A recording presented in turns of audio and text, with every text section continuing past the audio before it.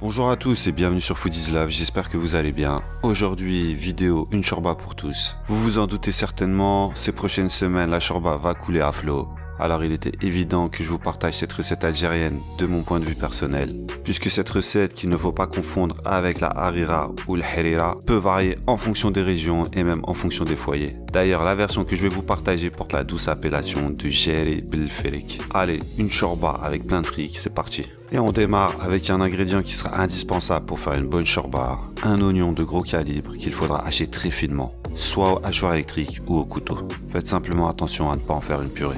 Une fois notre oignon haché finement, on le réserve et on va pouvoir s'atteler à préparer un assaisonnement frais et aromatique pour parfumer notre soupe.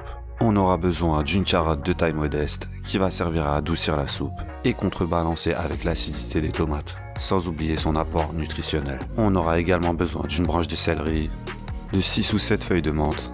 N'oubliez pas de les détacher de leurs branches. Il nous faudra également les tiges d'un bouquet de coriandre fraîche.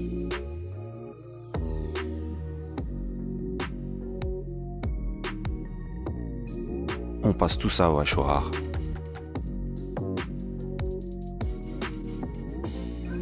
Et notre assaisonnement fraîcheur est prêt. On le réserve dans un second bol et on va maintenant pouvoir faire chauffer la marmite. Cocotte, marmite ou autocuiseur, à vous de choisir. Sachez seulement qu'avec l'autocuiseur, la cuisson de la viande sera plus rapide. Pour moi, ça sera cocotte en fonte pour une meilleure saisie de la viande. Et je vais venir y faire fondre une quinzaine de grammes de beurre accompagné d'une cuillère à soupe d'huile d'olive. Beurre dans lequel je vais faire saisir entre 400 et 500 grammes de gigot d'agneau. J'assaisonne mes morceaux de gigot avec du sel.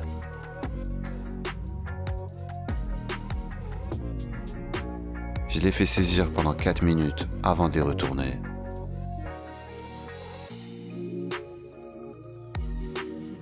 Après les avoir retournés, je les assaisonne avec du poivre pour les faire saisir de nouveau 4 minutes. Je pense également à les faire saisir quelques minutes sur les côtés avant de les évacuer temporairement.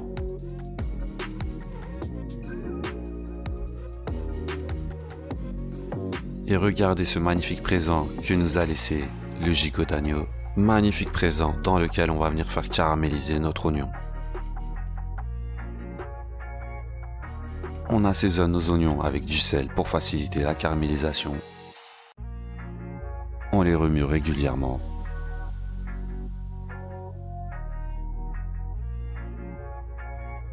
Et au bout d'une dizaine de minutes, on va pouvoir ajouter 2 cuillères à soupe de tomates concentrées et une gousse d'ail pressée. On mélange bien jusqu'à obtenir quelque chose d'uniforme qui ressemble à une pâte d'oignon à la tomate et à l'ail. Une fois que c'est fait, on va venir assaisonner ce mélange avec une cuillère à café de paprika, une demi-cuillère à café de poivre blanc, une demi-cuillère à café de ras el hanout et un quart de cuillère à café de cannelle moulue. Et tout ce beau monde qui s'est retrouvé dans ma cocotte, je vais le faire torréfier à feu moyen pendant 45 secondes avant de déglacer avec un verre d'eau. On racle bien au fond pour récupérer les sucs de cuisson, le caramel et tout ce qu'il y a à récupérer. Ensuite, c'est le grand retour de la viande et on ne laisse aucune goutte.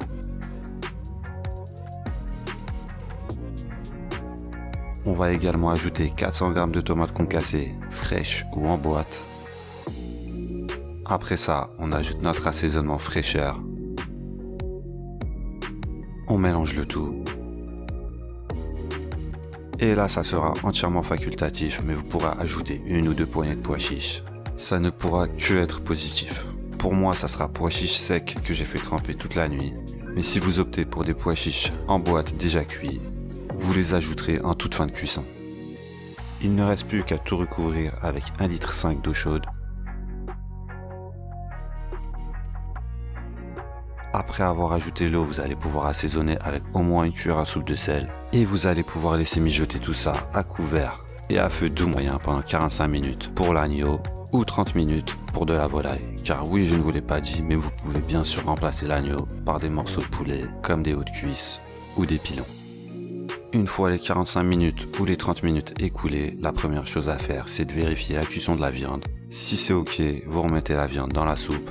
Une fois assuré que la viande est bien cuite, vous allez pouvoir ajouter 100 g de fric. qui est en fait du blé vert concassé. Si jamais vous avez du mal à vous en procurer, vous pourrez faire appel à un remplaçant qui s'appelle boulgour fin. Il faudra compter encore une douzaine de minutes pour terminer la cuisson de cette shorba. Avant ça, si vous le souhaitez, vous pouvez la fortifier en y déposant un piment qui va infuser tranquillement pendant la cuisson du blé vert, mais encore par la suite, puisqu'en général, on prépare une marmite du shorba pour 2 ou 3 jours. Et donc au fur et à mesure que le temps passe et que vous la réchaufferez, elle va se bonifier, les saveurs ont eu le temps d'infuser pleinement, la viande sera encore plus fondante. Bref, le temps est l'ami de cette soupe. Au bout des 12 minutes, vous penserez bien à vérifier l'assaisonnement en sel. Vous pourrez ensuite effectuer un service bien chaud, accompagné de coriandre fraîche.